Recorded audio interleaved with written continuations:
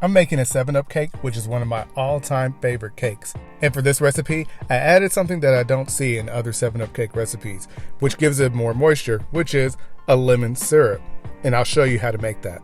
And I'm also going to top it off with a lemon glaze. So let's get right into it. I'm starting off in my stand mixer with 3 sticks of softened butter. And then to that, I'm going to add 3 cups of sugar, which I'm then going to mix until it becomes light and fluffy. And you'll see that it also becomes lighter in color. Once I've creamed the butter and sugar, I'm going to add my eggs one at a time. And I've got 5 large eggs that I'm adding into this. I'm just going to add them on medium speed. I don't want to overmix it because the eggs can make it a little bit tough if they are mixed too long. So I don't want to do that. Just until it's combined, and then I'll move on to adding in my flour. So I'm going to add 3 cups of flour, but I'm going to start off by adding half of that, and I'm going to alternate with my 7-Up. And when mixing flour, do it on a low speed, because if you don't, then it'll end up going everywhere. The measurement for the 7-Up is 3/4 cup.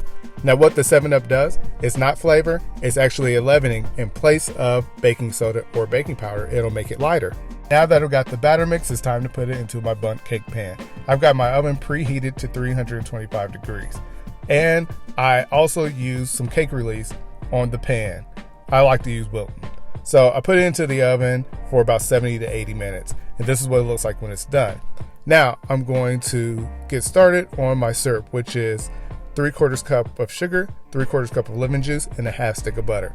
This is really just making a simple syrup with butter added. It's really easy. When it dissolves, it's done. There really aren't any other steps to it than that. Just cook it till the butter melts and sugar dissolves. So I'm going to pour this all over the cake while it's still in the cake pan because I want it to absorb all of that liquid. If I took this out of the pan and did it on a plate, it would just make a big mess and it wouldn't all get absorbed. So just let all of the syrup absorb and let the cake cool before turning it out onto a platter.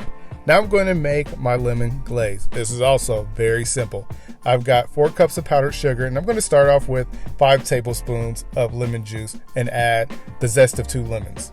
Now I probably need more lemon juice, but I'm going to start off with 5 tablespoons and see where that gets me. And if I need to thin it out a little bit more, I'm going to add 1 tablespoon at a time, but I'm starting off with 5.